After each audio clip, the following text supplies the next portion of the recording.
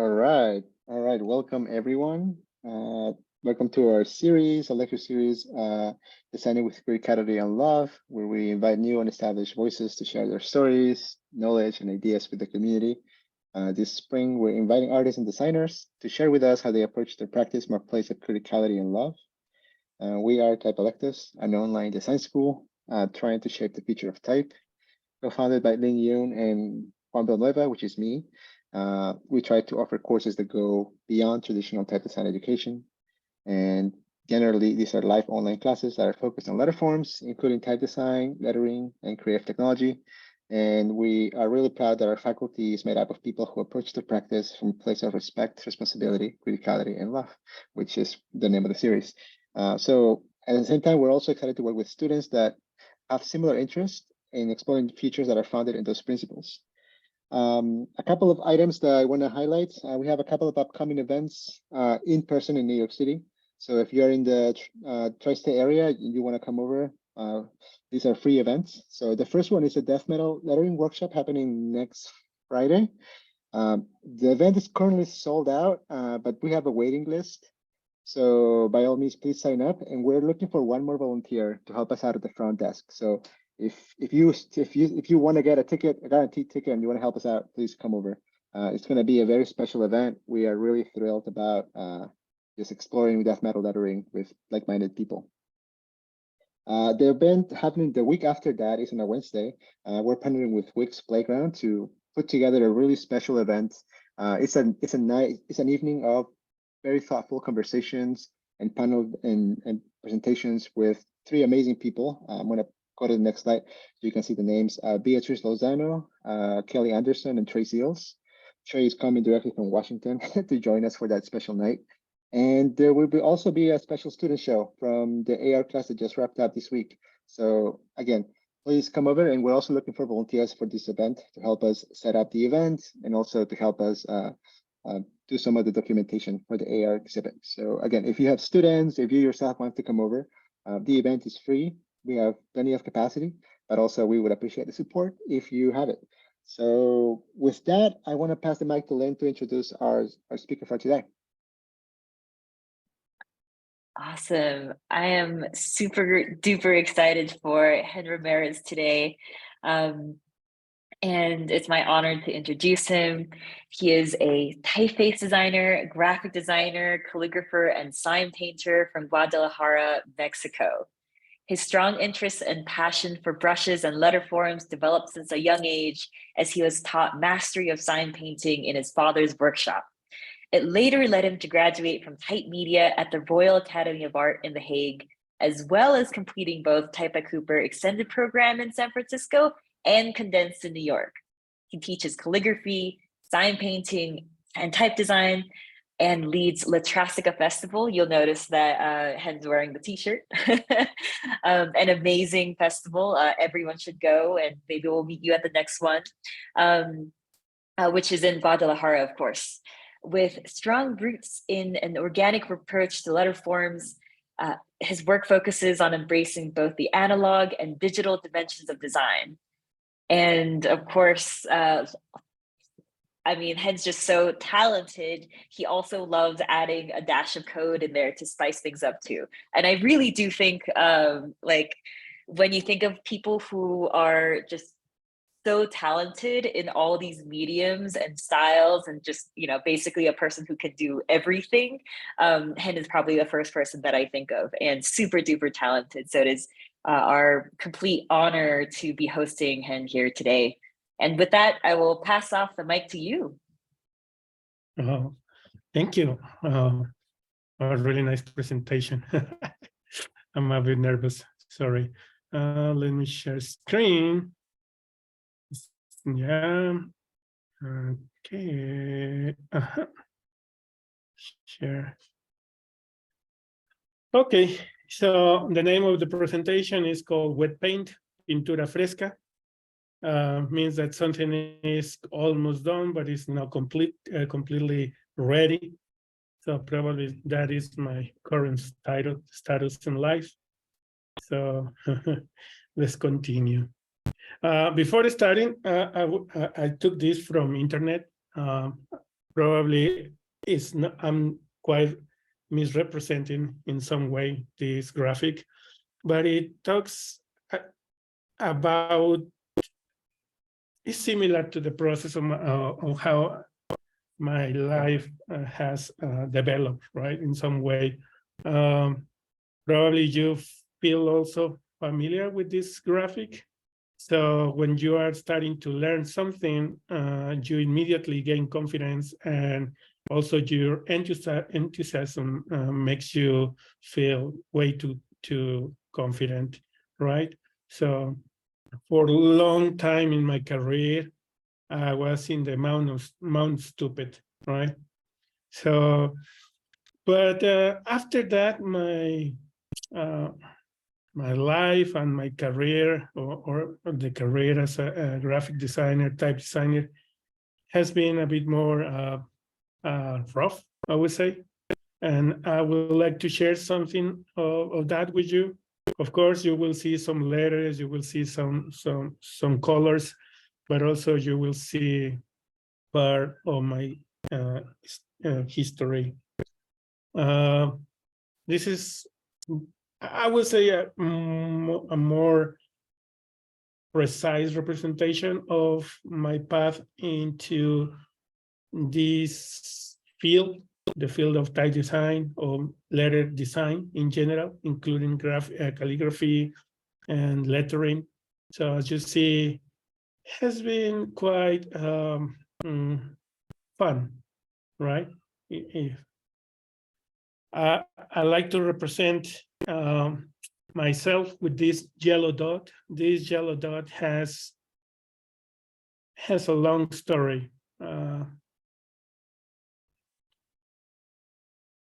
At age 7, I was already visiting my father's workshop almost every day, right?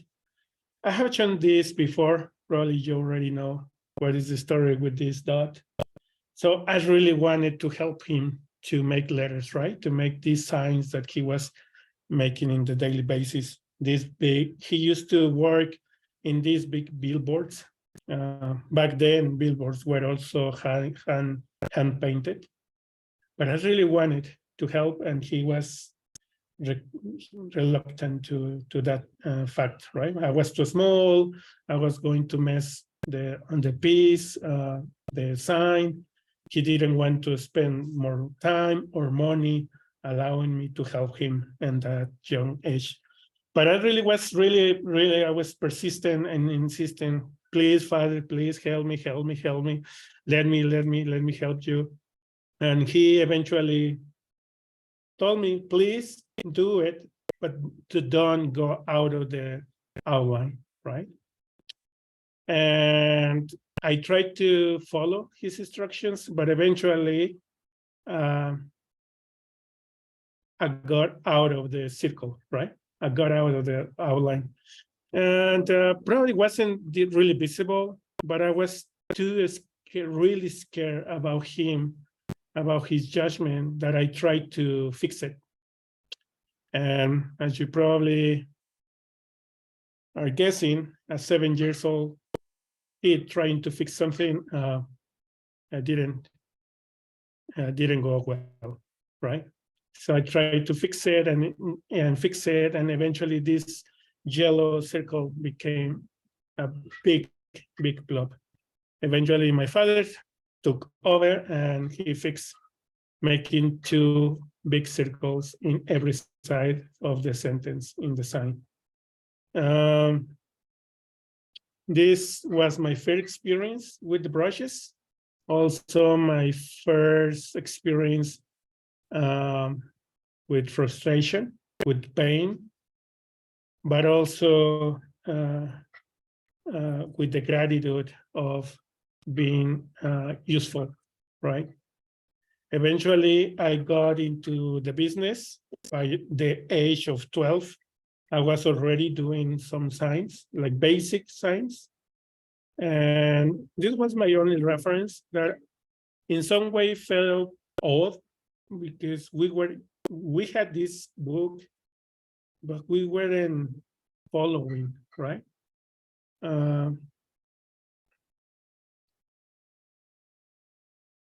eventually I got hooked into the Mechanorma, that was kind of a catalog of typefaces for transferring. And eventually I got my favorites, right? Eras and Brush Script. I fall in love with these typefaces. And I think was the first time that I asked myself, who is behind this? I really want to do, and I really want to decide how the letters look. But I didn't know that type designers even existed, or what were they, right? Eventually I grew up. I didn't get along with my father. I abandoned everything related to brushes, to letters, to sun painting for several years. And a black void in my life happened, where I was working in the tech industry. I was an analyst in analyzing processes and doing that kind of boring stuff that it really felt bad, right? But eventually I got back to the letters, and I really felt really confident, right, for a long time, because I had this background in sign painting.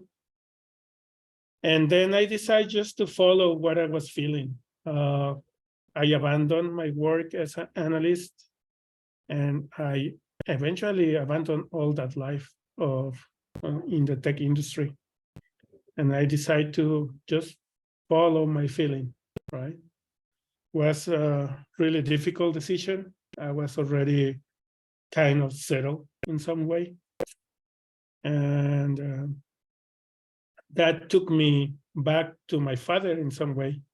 It was also a journey back to my roots, not only in the trade, not only in my career, but also in personal matter, right? I went back to his town, and my father left when I was 17. So I went back to meet him, and I saw a lot of his letters in me, right? So I try to recover those letters. These are his letters. Obviously now, when he did this, he was older, way older. So now you can see that his letter forms are shaky and not as consistent as they used to be.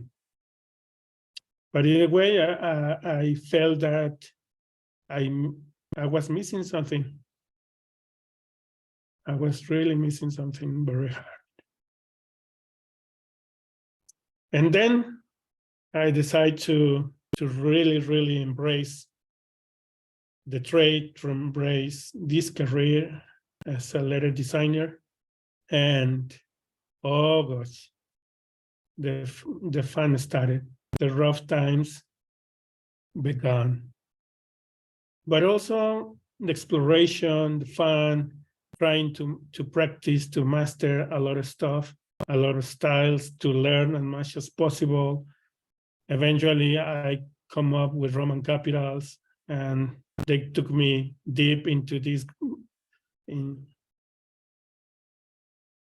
into the study of letter forms, strokes, brushes, colors, rhythm. All of that was really fun time. Was a bit painful, I have to be honest, because I felt really old to be doing this at this age. I thought that I wasted many years of my life doing something that I really didn't like, right? Eventually, I thought, well, I have to do something with this. But also, I got dragged by social media in some way.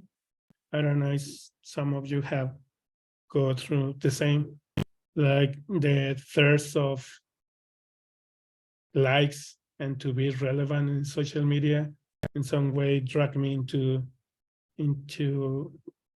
do some stuff that of course was related to what I like it, what I wanted, but probably a lot of that stuff was done a bit disconnected with me.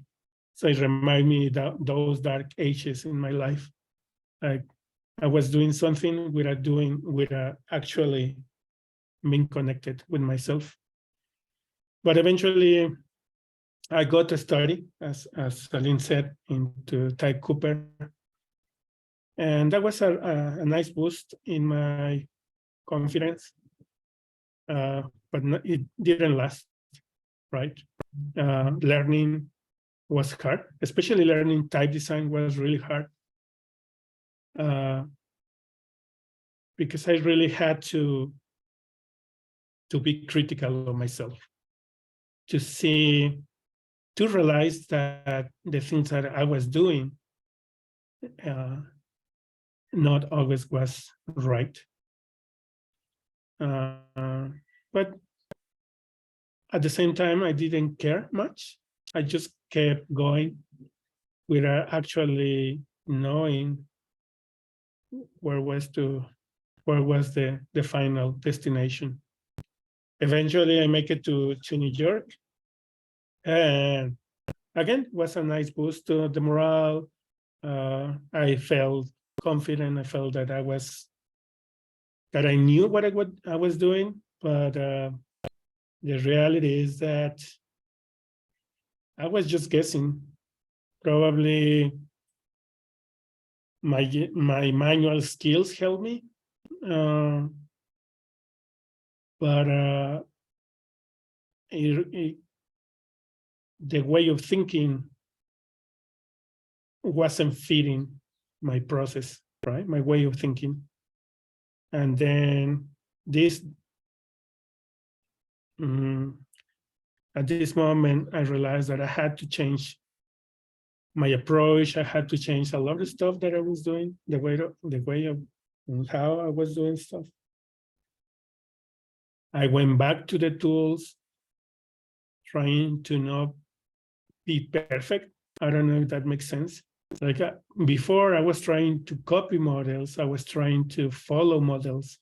But now I was trying to discover new stuff. And that took me to unexpected places that I didn't feel familiar. But eventually I think it made me feel stronger in what I was expecting. That took me to Thai media. And as you see, Thai media was a really, really hard cliff in my history, sorry. Because I had to empty myself, right? Have you seen these cheesy memes about you have to be empty to be filled again or something like that? I don't know how it's translated, but if you're gonna learn, you have to get rid of everything you had before. Well, I had that feeling, right? So this was these bouncy letters are representing my mood during type media. And sometimes happy and sometimes sad. And I decided to work something not related with the brush, right? Because I was already familiar with the brush. I was already familiar with the brushy things, with the script, with the sign painting, with the casual letters. And then I decided to do something totally not related. And this was hard, right? I had to embrace the coldness of the Dutch, the coldness of Netherlands, the cold of Netherlands, and try to be more rational, to be more neutral, if even is that exists, to use math, something that I wasn't expecting to do. to use code, to use simulations, to actually test stuff. I didn't thought that I was going to test my designs in some way. Never, right?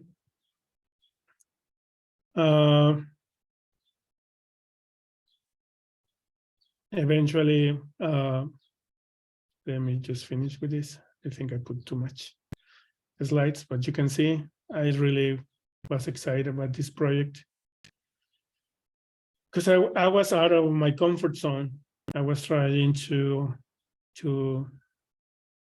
research, to actual research, to actually do stuff that I wasn't comfortable.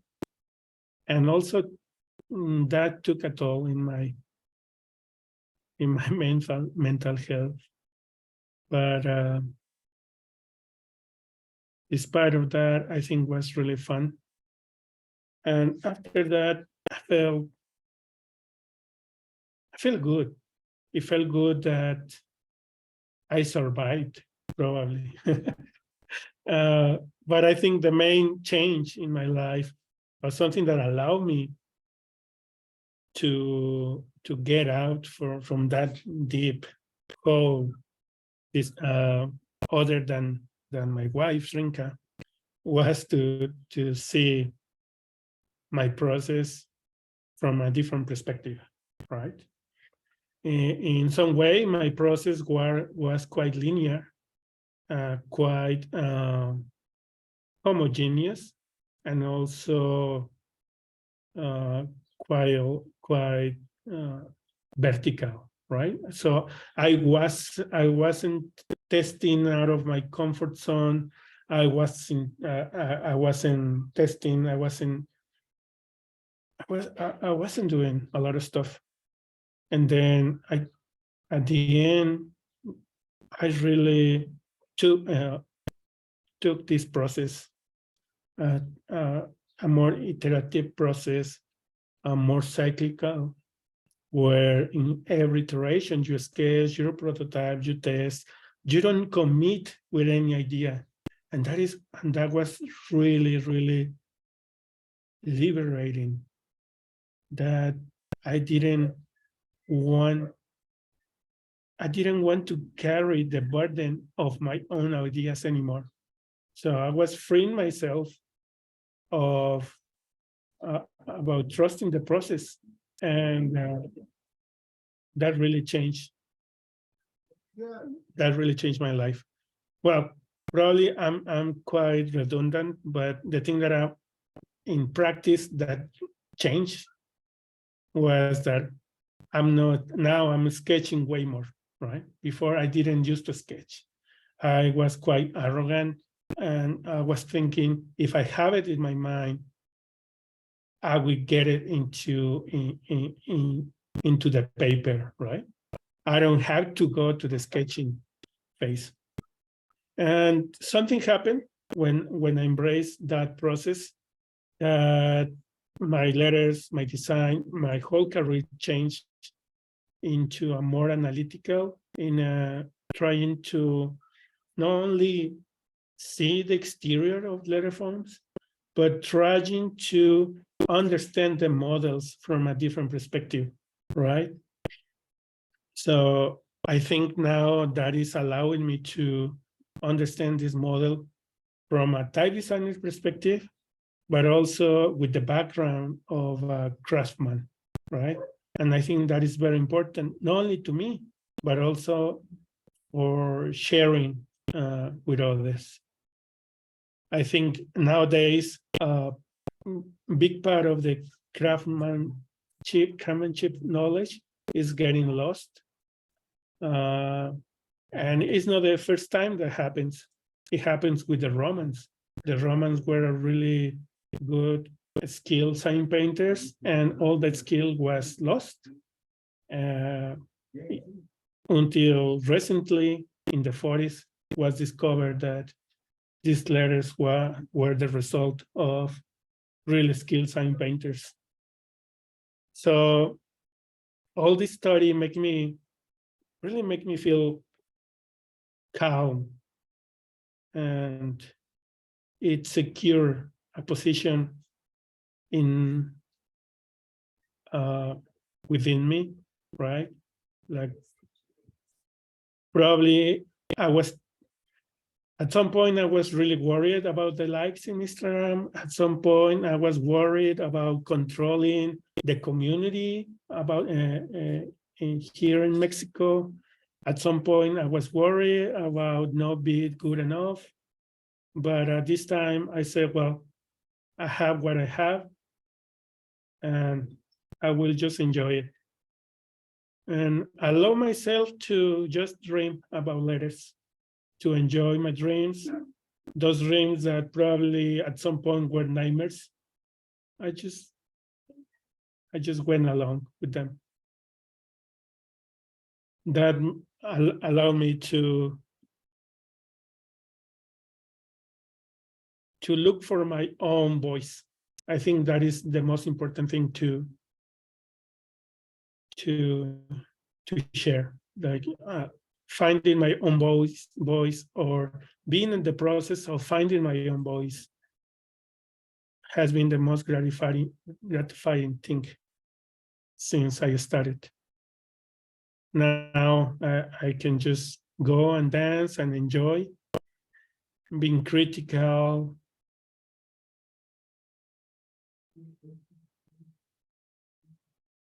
raise my voice, show off sometimes.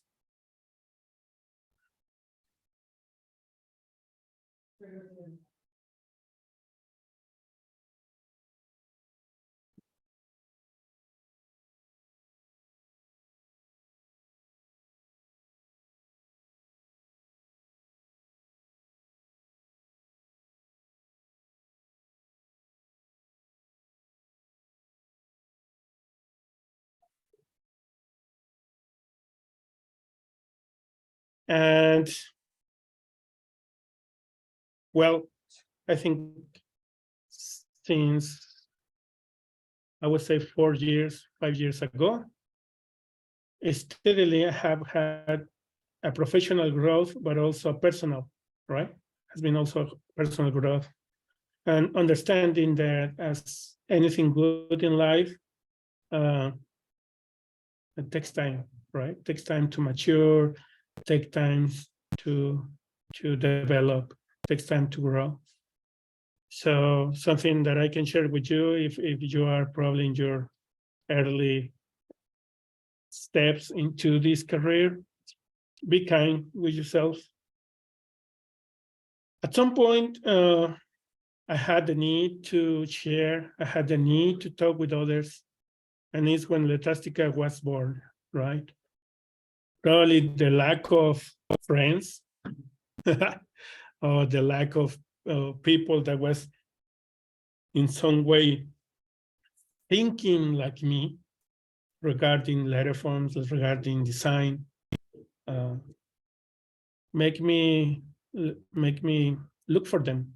And eventually we got together and we made Letastica.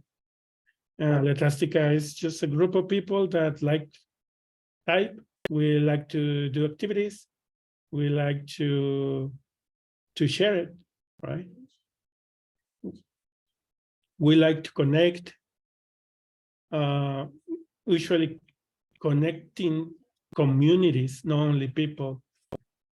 Like to guide newcomers, like to mentoring in a more casual way. We like to diversify the trade. We like to diversify the area, our field, of course, to share it and to invite students, to invite new people to join. Now, Letastica has been growing. Now it's not only in Guadalajara. Now we have presence in other cities in Mexico. And this community has been growing, especially with the pandemic. We needed a space to hang out, right? And a lot of stuff was born there. We have type design tournaments, we have meetups, we have type cooker sessions, we have technology sessions, We have also online conferences. So it's a lot of fun. All of them are mostly Spanish speaking, but you are free to join. These are some photos of our online activities and in-person activities. As you see, it's a lot of fun. Of course, we also organize the festival. Oh my God, what a beautiful event. And what a beautiful team is that organized this event. So Letástica is an international event that takes place every 2 years.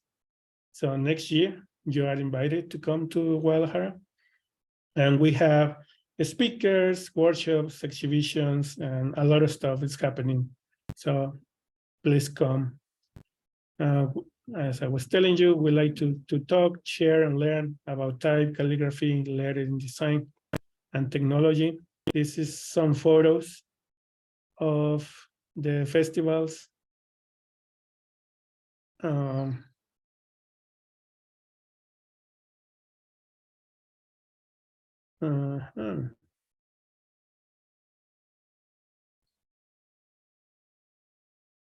This was the last year. And also working with Letástica, I knew that that the reach that Letástica was having was helping me to connect to other events. Eventually, we made it to typographics, and now we are part of the organization team. Also, we were hosting, my wife and I, we were hosting Tile Labs since 3 years ago, I think. So it has been really nice. It's been really good time sharing, not only in the local level, but also in the international scene. And I think now I'm close to feel in my maturity. That doesn't mean that I'm not learning more. That means that I recognize all my history, all the pain, all the happiness that I experience to be in this place. I think having the studio with Trinka has been, now is my way of living. And I hope also the means of my family growing, right? What is in the future? Well, that is the big question. I hope so at some point to be at this point. I don't remember what it was called, this point in the graphic, but I think you get the idea. But also, I'm kind of feeling that this yellow point is not relevant anymore in my life. Now, I feel that I'm okay with this yellow color taking over and eventually changing to other color. Well, thank you very much. Amazing. Thank you so much, Jen. I mean, that was I love your personal story. I was like trying to imagine 7-year-old hen in the, painting all the dots. That's amazing. And so for folks in attendance, I dropped a lot of links in the webinar chat. So like give sign up for the Letástica newsletter, go follow Dill Type, and head on Instagram for all the feature updates. Maybe, you're going to be at Typographics this year, right? hosting the event? Yeah. So if you want to come to New York City in the summer for typographics, see all of us before the next cool edition of Latrastica, you can do that. And we have about 20 minutes left, so we're opening it up for Q&A.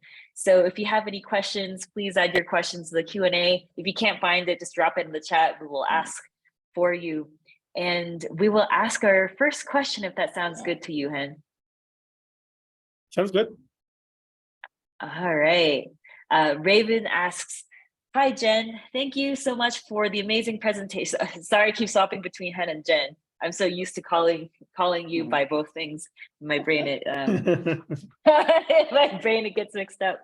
Thank you so much for the amazing presentation. The designs you made are so impactful and moving. My question is, a number of your work are representations of your emotional journey through life. Have you ever made a design or type that has lots of emotional connections to you, yet people fail to sense those emotions when they look at it? How do you navigate that? Well, the thing is that a lot of the stuff that I share now has also, of course, a personal connection, right? And it's not the case with the commercial work that I do. The commercial work, I often don't share it online. But I would say that every piece that has a strong emotional meaning or connection with me is taken differently for everybody, right? Like probably in some pieces I'm crying and everybody thinks that I'm really happy and dancing about the lettering piece. But I think that is the good thing about that in some way letter forms by itself are a way of expression, right? And also in every sad feeling you will find happiness. I don't know, when you lose somebody, you will experience the pain of losing somebody, but also the happiness of the good things that person left, right?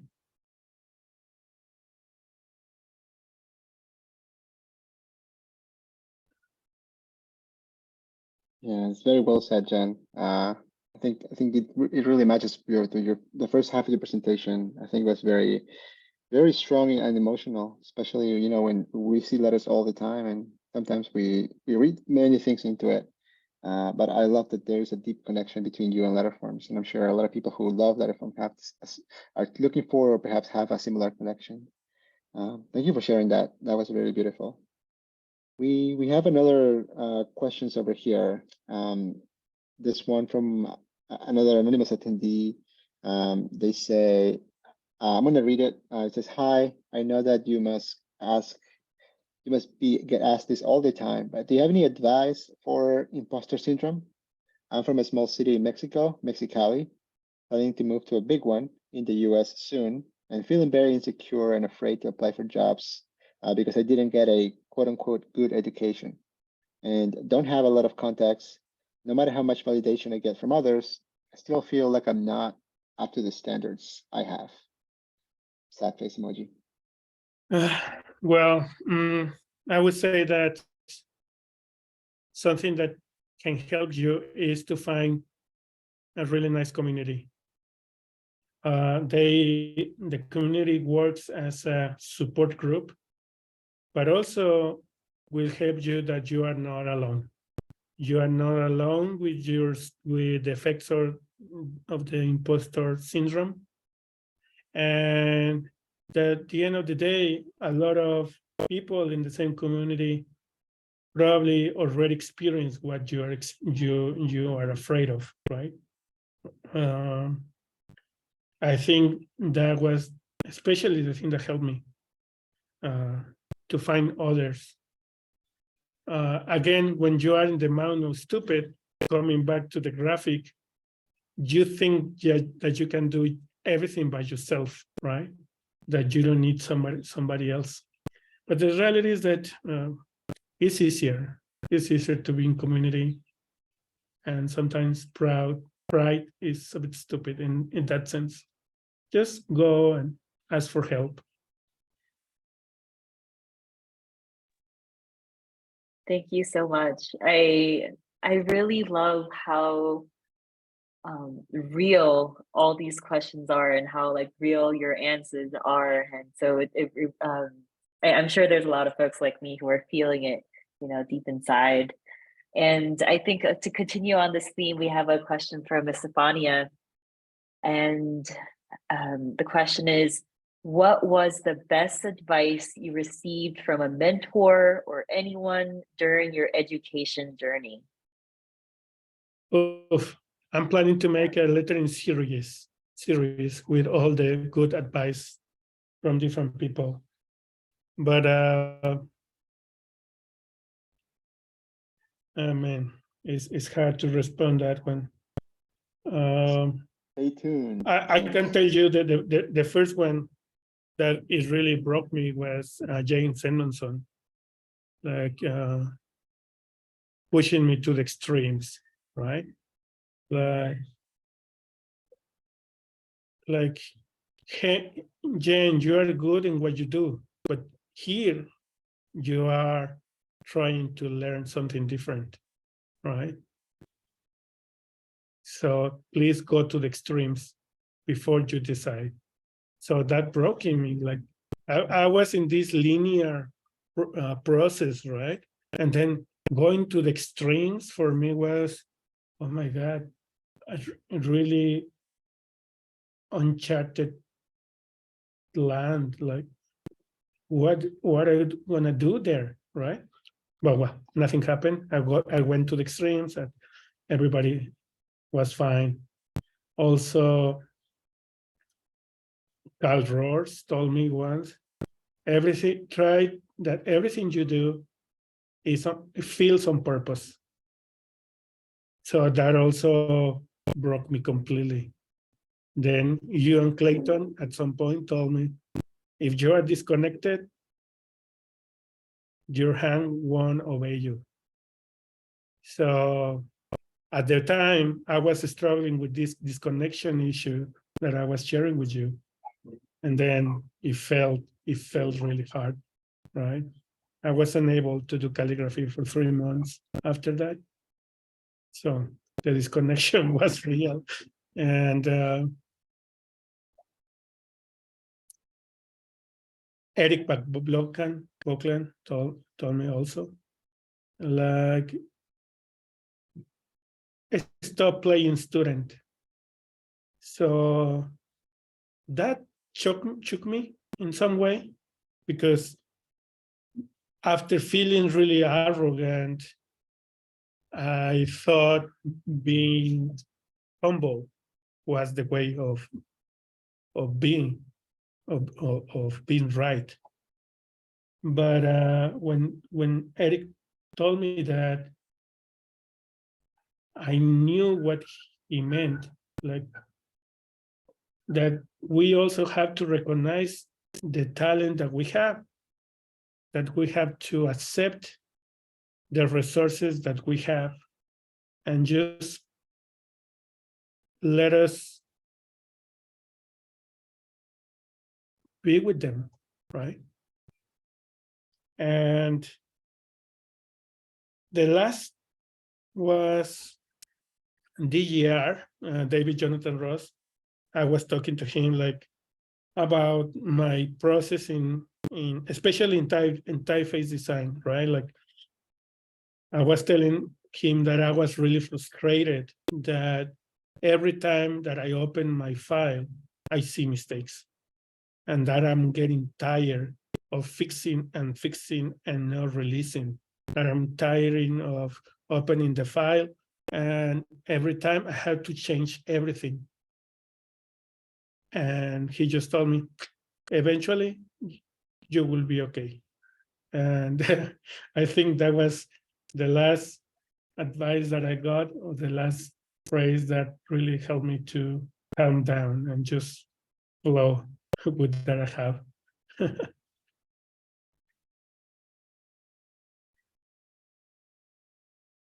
That's a lot of really good advice, Jan. Also excited for the lettering pieces that you are going to do. Yeah. Yeah, really smart. We have we have two last questions. I'll read the longer one first. So the question is, what is your opinion on the future of rótulos in Mexico, sign painting? You mentioned that the craft is disappearing, so I am curious to know what you think where the craft of sign painting is headed with the younger generation. It feels like businesses and people more and more are making a push to brand themselves digitally in the style of European branding. So what are your feelings on this? I think a lot of Mexicans, a lot of Latin Americans, they understand it that our visual culture is also important, right? And I have seen a lot of efforts to not only recover, reset up, but also to promote traditional and vernacular design in many fields, including sign painting. I had to confess that something that worries me, that at least in Mexico, sign painting is getting trendy. And then trendiness, again, is making this disconnection between the craft and the medium, or between the craft and the purpose, right? Also, people from Mexico City is experiencing the, I would say, kind of fascist approach to popular culture. So there's some mayor over there is erasing all the sign painting, popular sign painting on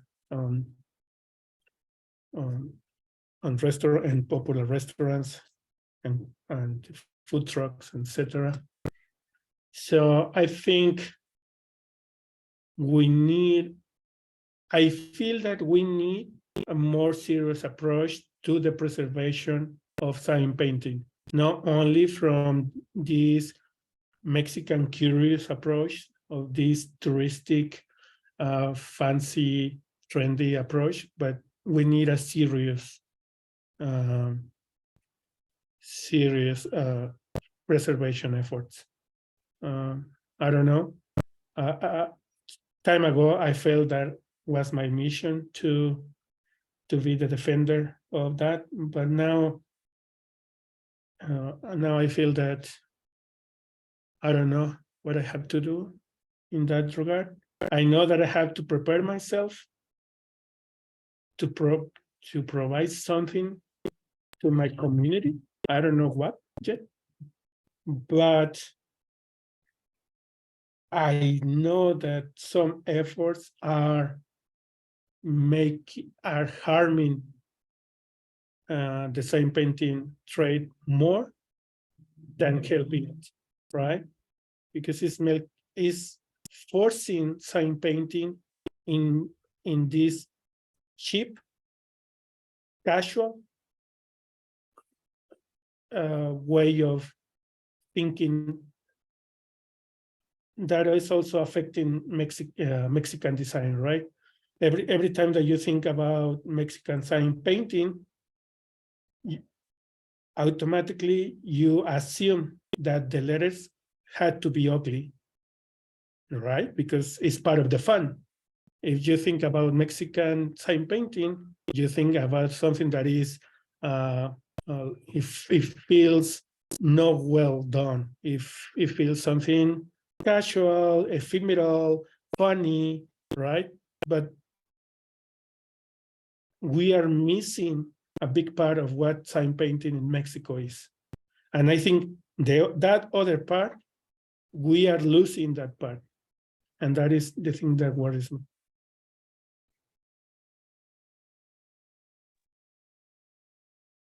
Thank you. That leaves me a lot to think about. I'm here for a week in Mexico City, and I was hearing a lot from locals who are not even designers about like the mayor and just walking around like, oh, like that stand used to have a lot of really nice sign painted things, you know, just random people just like, and you know, I feel like the hurt is really there even for people who are not in design, right? And so, yeah, thank you so much for that, those thoughts. And we have a somewhat lighthearted last question. What is your favorite project? From where? Unclear. It's open to you. Yeah, up to you. All of everything you've done. Well, I don't know what to respond to that.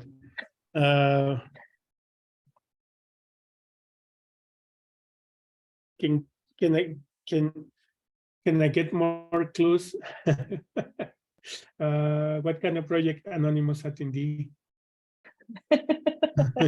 Yeah, if Anonymous can please provide maybe a little bit more insight into more specifics, like lettering project, community project, or any kind of project.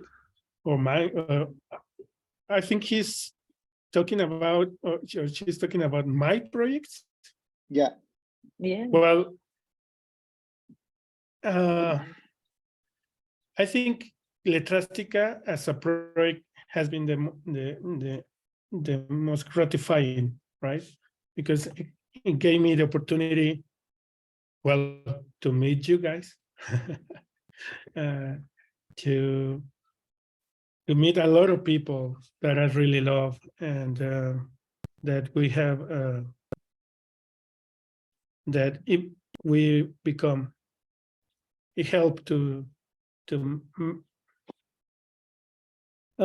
create a nice friendship, right? So I think Letastica so far, I think nice people around you is really nice to have,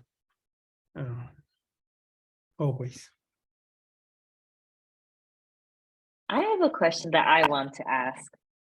I mean, you're so multi-talented in like all the things, like, because organizing, we also have to acknowledge, is a separate skill from just, you know, visual creativity and all the things.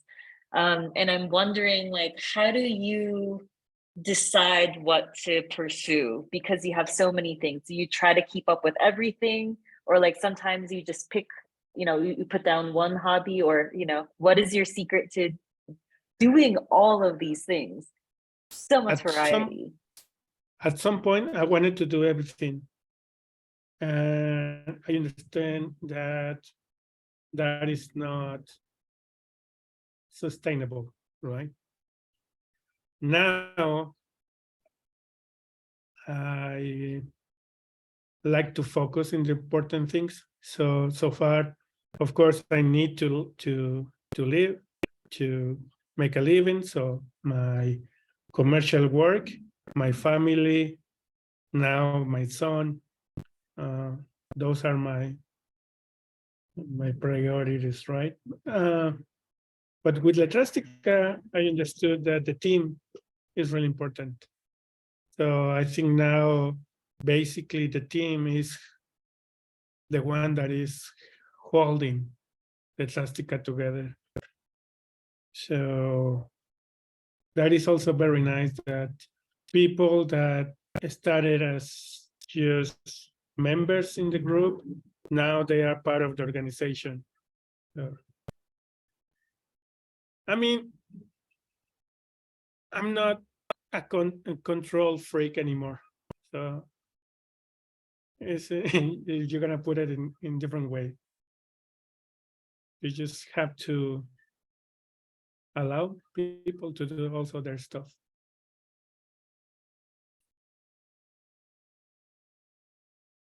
Amazing. Very well said. Yeah. Everything that you said and is really, you know, it's settling down deep in my heart. Yeah. Yeah. I don't have a Um, question because it could take us, another hour. But I do want to highlight something you said that I thought was really beautiful, and I think uh, it touched me a lot. But I also think it's important to like remind people. You said, allow yourself to dream about letters, and that is something that I aspire to do. And thank you for saying that. Hope people here come out with this idea of, you can dream about these things that we love, all letter forms. Yeah, all the slides that you showed is just the incredible output of work, and I am always astounded by how much you are able to do on a consistent basis. And maybe that's also your superpower as well, that you're able to just consistently do all the things that you do, like, over time, like repeating them, being involved in the community. And I mean, I know you didn't talk too much about it, but you're such a great educator as well. So, just so much appreciation and admiration. Thank you, Lynn. Thank you, Juan. I think that's it for today. I think we're at the top of the hour. Mm-hmm. So Yeah. yeah, one more time, thank you so much, Hen, for coming over today, for sharing with us so honestly, and also answering the questions in a very, very truthful way.